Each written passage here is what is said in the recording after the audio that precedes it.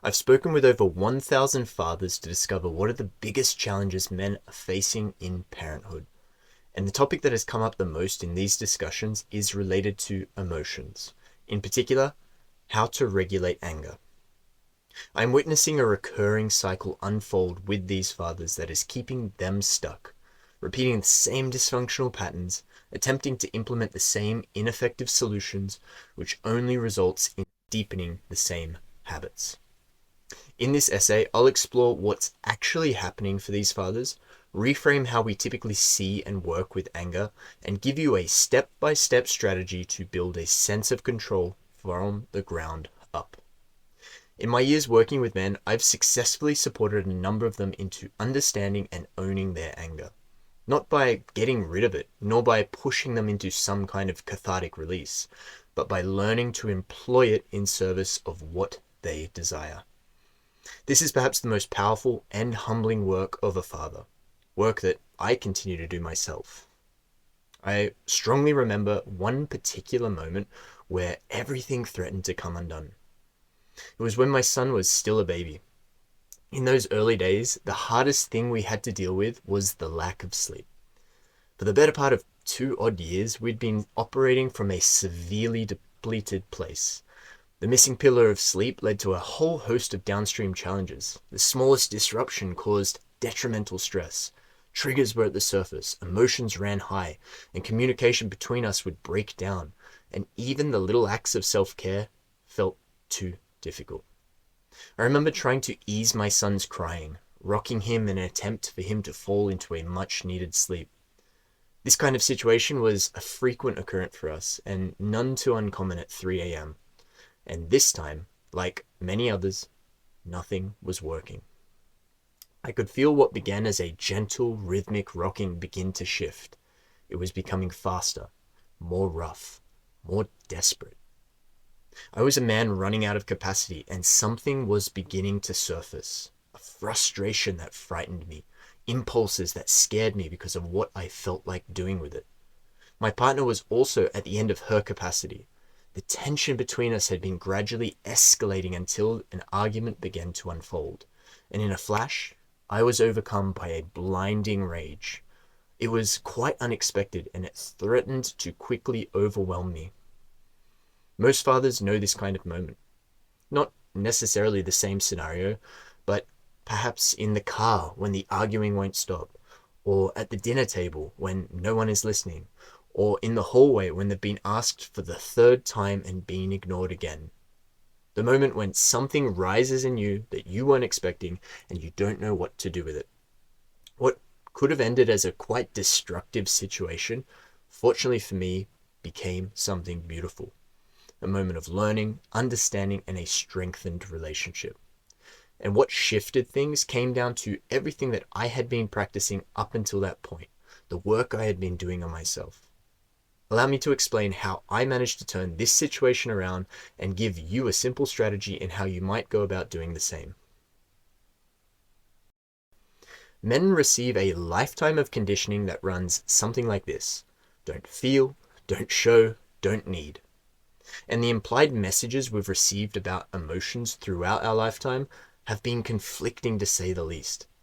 On the one hand, anger is bad, it should be denied at all costs. We've learnt that anger is violent and at the root of all evil done by men in our history. Yet on the other hand, anger is the only emotion men are allowed to express. We've learnt that a crying man is weak, but an angry man, he's strong and powerful. The tension between these two narratives leads us into a trap. To put it simply, the demonization of anger does not result in its absence. It results in its burial. And buried things don't stay buried. They convert. Suppressed anger becomes chronic anxiety, the low hum of tension you carry into every room. It presents as stonewalling, the emotional withdrawal your partner experiences as coldness. It becomes the explosive reaction that surprises even you because the pressure finally exceeded the container. When we repress our anger, we disconnect ourselves from our embodied experience, severed from feeling and leading through rational thought alone. But the thing is, we not only lose an awareness of the anger, but we also inadvertently dull our awareness of our entire emotional range. The result is a man who doesn't know what he feels, and without that feeling, he is unable to effectively orient himself true, unable to attend to situations in the way he would like, and unable to actually enjoy life. The problem is not the anger itself, it's the way we relate to our anger. So, if I could offer a reframe, anger is not the enemy, nor a character flaw. The emotional response of anger is not some accident of nature. There is a function and purpose to our experience of it. And further, all of our emotions tell us vital information about our relationship to the world around us and how we might best navigate it. Our body is where we meet the world, and our feelings are the direct communication that occurs between body and mind in relation to our environment. My mentor Chandler Stevens puts it clearly. Our feelings tell us what matters, in what way it matters, and to what degree it matters. They are our most fundamental compass, an emotional response providing critical insight as to what it is we value in any given moment. Anger, in this view, is not noise, it is information. And the question is not whether to feel it, it's what you do with it once you do. On a somatic level, anger is a biological signal arising in the body when something you value has been threatened or compromised. We can either use the subsequent mobilizing energy to fight against that which threatens, or conversely, to fight for that which is perceived as at risk. To borrow perspective from traditional Chinese thought, when anger is balanced, we are motivated, decisive, assertive, and able to set healthy boundaries. When anger is out of balance, we may experience irritability, resentment, depression, or bursts of rage. In recognizing that anger is a natural and reasonable response to some external stimulus, rather than burying it, we would do far better to acknowledge and accept it. It is only through this process that then we can begin the focus of the real work, attending to ourselves, acting upon the anger in an intentional kind of way, and using it as an activating force for change. There is a dynamic that typically unfolds in the experience of anger that many fathers find themselves bound within. You may be familiar with it too. It goes something like trigger, anger, guilt, shame, repeat. When a father loses it, he gets angry, yells at his kids, scares his family. It is often then followed up by a sense of regret and guilt.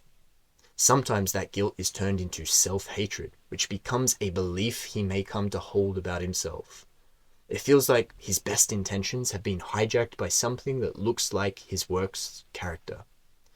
Let's break down what is actually happening and how you might free yourself. First, trigger. The use of the word trigger has, like many terms in pop culture, been misappropriated to mean something like irritated, annoyed, or used sarcastically to mock someone who may be seen as to be overly sensitive. The way I use it here is to describe a situation that shifts you into a different mode of processing. Dr. Dan Siegel describes two different modes, known as the high road, where the prefrontal cortex is engaged and you can think, empathize, and respond with nuance, and the low road, where the prefrontal cortex goes offline and your brain runs on survival circuitry to fight, flight, or freeze. Being triggered pushes you onto the low road.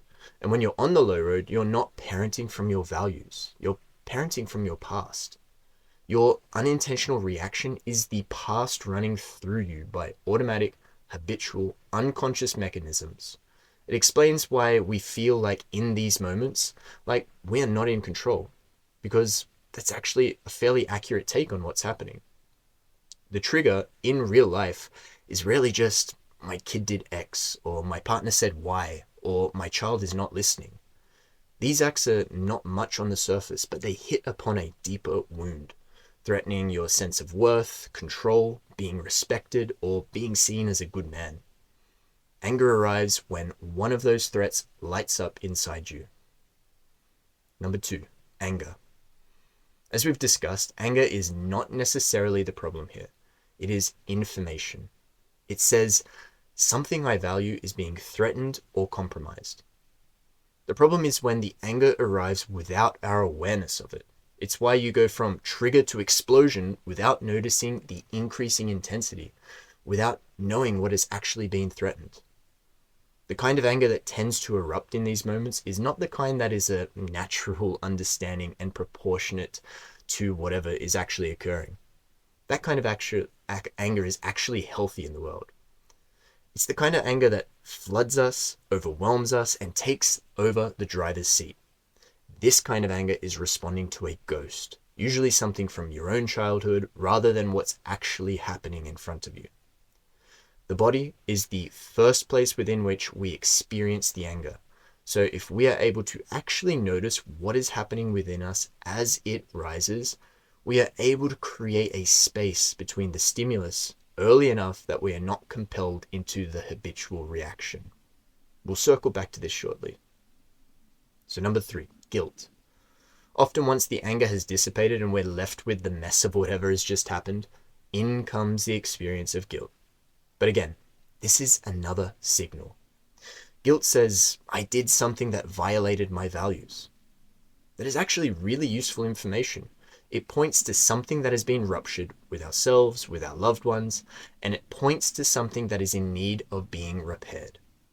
The healthy response to guilt is to take action, to take responsibility for whatever happened, to own it, to apologize, to make commitments to learning from the experience and setting intentions to make changes in the future.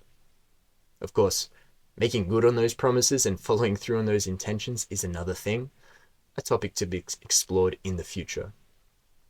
The unhealthy response to guilt is performative, to internalize the guilt instead of converting it into change, to allow it to become self-hatred, punishment of oneself, and creating distance from ourselves and loved ones.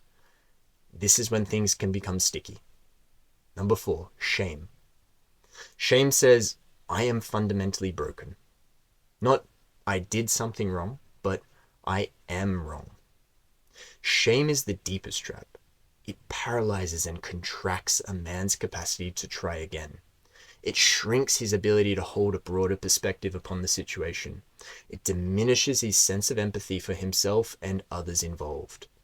Shame does not motivate growth, it cripples it, and it keeps the cycle spinning. A father who is contracted, who feels as though his identity is attacked, is unable to repair, as it feels too risky. All that is left for him to do is to hide, go numb, or overcompensate. The disconnection from himself and his diminished capacity actually shrinks his window of tolerance, leaving him less capable of meeting the next trigger and increasing the likelihood that things will happen again in a similar way. And so the cycle repeats. There are 2 fundamental aspects in actually breaking this cycle and setting ourselves up for something different in the future.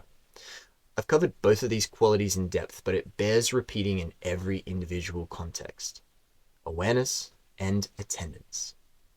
Firstly, developing an awareness of where we are in the cycle and honing that awareness to notice earlier and earlier across time until we're eventually able to witness it unfolding in the moment.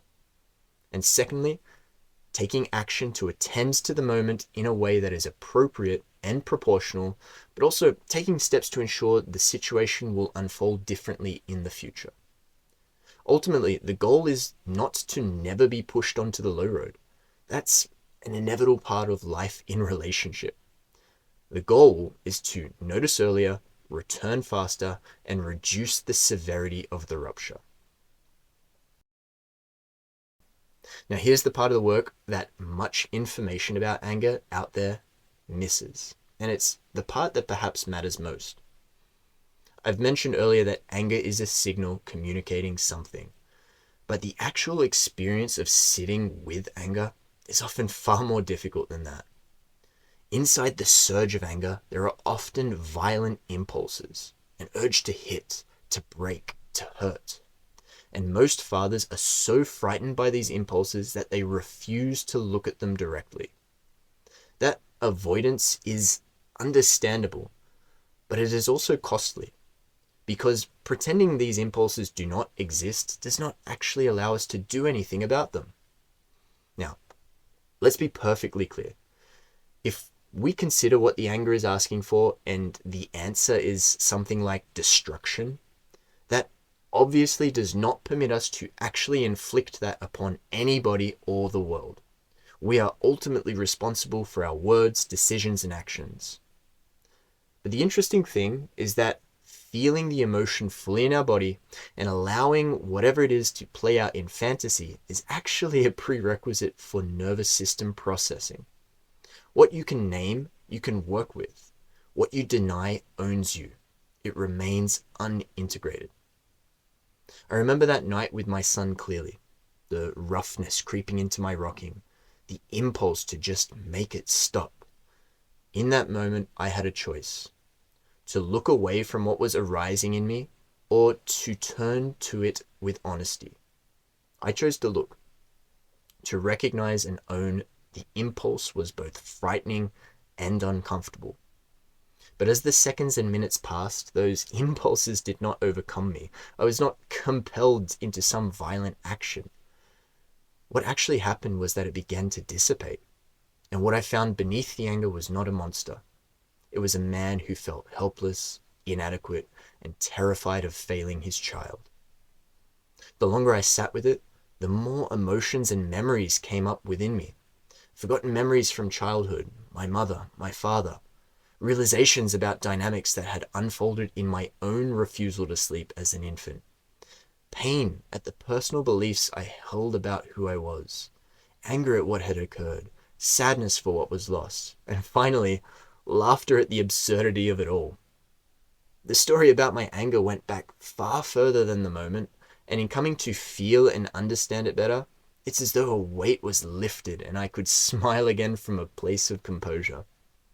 And whilst the situation itself had not changed, my relationship to it had. I was able to once again find a calm, soothing rock and let go of my need to control the outcome of what was happening. Remarkably, my son soon eased his cries and fell into sleep. But the most interesting part was that the integrated experience lasted far beyond that evening, but into the months and years that followed. Although he still struggled with sleep, things somehow seemed a little easier than they had before. Dr. Siegel offers one of the most practical and powerful tools available to a father. When you can accurately name what you are feeling, there is a neurological shift. Intensity drops. Integration becomes possible. The act of labeling an emotional state activates the left hemisphere's capacity for logic and narrative, which integrates with the right hemisphere's raw emotional experience. Siegel also distinguishes between primary emotional affect, the raw pre-verbal surge, the body's first alarm, and categorical emotions, the labeled, nameable feelings like anger, fear, sadness, shame. The gap between these is where most fathers get lost.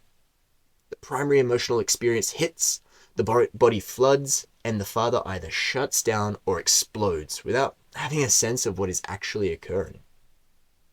Sylvan Tompkins, who developed the body of work around affect theory, put the complex nature of emotional understanding into a clear and useful hierarchy. 1. Affect is the innate biological response to some external stimulus. 2. Awareness of an affect is a feeling. 3. A feeling plus the story of prior similar feelings is an emotion. So the bridge between affect and identifying the emotion is awareness. Through the careful use of awareness, we create a space within which we might act with greater intention. And glimpsing the emotional story that comes with the feeling allows us the possibility of better understanding our own past. Now, in real life, it could simply look something like this. Something about this situation is hitting me hard, and I don't fully understand it yet. I need some space to figure it out. I notice I'm flooded. I need a minute. I'm feeling angry right now. Not, you're making me angry. owning our emotional experience is not a weakness. It is the language of a man who is no longer outsourcing his inner world, and it's the pathway to taking greater responsibility as a father. It should also be said that awareness alone does not change the pattern. It is also what we do with that information once we have access to it. Regulation is a skill, and like any skill, it can be learned through practice, repeated in the ordinary moments of an ordinary day. And whilst the practice is simple, it is anything but easy. Here is a 5-step practice I call the emotional integration reset. Step 1, pause. When you feel the anger rising, or when you sense yourself shutting down, or when you notice the earliest signs of tension, simply pause whatever it is you are doing. This creates the gap between stimulus and reaction where choice and response might be created. Step 2, notice. Notice the signals within your body where you sense the heat of anger or the coldness of shame or the tension within your jaw, chest, shoulders, or your breath shortening, your vision narrowing. Feel your feet on the ground. Take 3 slow breaths, making the exhale longer than the inhale. Step 3, name. Ask honestly what you're feeling right now. Not what triggered you, not the story, but what is alive in your body. Anger, yes. But is there more to it? Beneath it? Is there fear, shame, sadness, anxiety, helplessness, insecurity? Name it precisely enough to fit the felt sense. Step 4, inquire. Ask what this emotion is communicating. What does it need you to know? What is threatening in you? Worth, control, being seen as good, being respected? What action is being called for by your direct experience? Then, what would your values do if they were actually leading? Step 5, choose. Rather than allowing the force of habit to compel you into a reaction, use the space to intentionally choose what comes next. That might actually require you to take even more space, to go for a walk, to take a time out for yourself, to sit with it longer. Or it might ask you to engage in a more deliberate kind of way. Whatever the case, there is one action you can eliminate from those options, and that's whatever it is that you usually do. The fact that you're in this situation indicates that whatever you typically do may not be the ideal fit. So better to try something else, anything else. In my situation, pausing did not mean to stop rocking, but it meant to stop any unnecessary effort and to suspend the need to fix the situation. It meant asking for a little bit of quiet from my partner for an internal reflection. It was creating a moment of internal space. Sometimes you've got to work with what you've got. I noticed my head was hot. There was a buzzing quality around my face and arms. My breathing was more rapid than normal, and my sense of the space around me was contracted. I labeled the anger, the rage. When I was asked what I felt was threatened, I gained an insight about my own sense of enoughness and how I had formed such beliefs from my own childhood experience. Then came the shame, sadness, insecurity, and then eventually, and most strangely, the amusement. My choice in the end was to remain engaged, but no longer from a place of compulsion, but from a place of internal composure and intention. This is how you get out of the loop. When you stop treating anger like an enemy and start treating it as information, you also stop embracing guilt and shame like identities. And if you still lost it, if explosion still happens, the practice isn't to pretend it didn't happen. The practice is to return, retrospectively own it with integrity, repair with specificity, reconnect warmly, and make a commitment to trying again. Learn so that the next time things might unfold a little more how you would like. Here's an counterintuitive core of everything we've been building toward. Owned anger, anger that has been felt, understood, and directed, is one of the most powerful forces available to you as a father. As we covered earlier, when anger is mobilized, there's a choice to fight against the target of the anger or to fight for a more beautiful world where what we value might flourish. The former leads to chaos. The latter is profoundly organizing. When a father has integrated his emotional history, when he understands why certain things trigger him and where those patterns come from, his anger stops being an enemy and starts being an ally. It becomes a compass that points him toward that which he values most and energizes him into fierce service of his deepest desires. The father who has not done the emotional work finds that when he loses it, his anger is only ever used to unconsciously and unintentionally lash out against whatever he finds threatening. The father who has done his emotional work doesn't lose his anger. He uses it.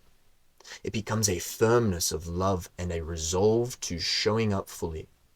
It becomes a boundary that protects that which he holds most dear. It becomes the motivation and drive required to lead his family into a better future.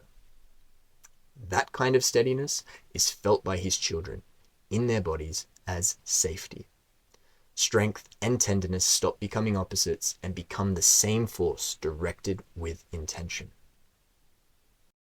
There's a gap that every father confronts, the gap between knowing and doing, between information and integration, between understanding what's at stake and actually changing the way you show up when the pressure rises.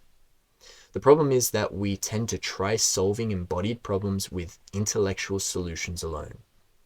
Understanding helps, but you cannot think your way out of reactive anger. Your nervous system doesn't speak the language of concepts. It speaks the language of breath, sensation, honest self-inquiry, and practice. Let's acknowledge that most of us were raised by fathers who themselves had no models for emotional presence. Intergenerational transmission means unresolved emotional experience doesn't stay in the past. It travels forward, stored in the body as implicit memory, surfacing as reactive patterns that can overcome even the most well-intentioned father. This will be passed on, unless you stand to be the inflection point for your own lineage. You are not reacting to your child. You are reacting to an old wound from your own childhood. The good news is that earned security is real. It's not what happened to you that matters most. It's whether you have made sense of what has happened to you. You do not need to have had a perfect childhood to become a secure, regulated parent. Slipping up along the way is inevitable. There is no version of this where you remain perfectly regulated in the unpredictable reality of fatherhood. Your children don't need a father without anger. They need a father who can use anger as information, metabolize guilt in service of alignment, and hold shame without letting it contract him out of action. The goal is not to be unaffected. The goal is to return, to repair, to reconnect, and to model to your children that disconnection isn't permanent and security can be rebuilt. That's the inheritance that matters. If this landed for you, please share it with a father who needs to hear it. And if you're ready to go deeper, to do the real work of emotional integration in your own life and re-script your story, I'd love to walk that path with you. The Art of Fatherhood is my intensive coaching program designed for fathers just like you. Send me a message and let's talk. May the anger you carry be transformed into the strength of your descendants.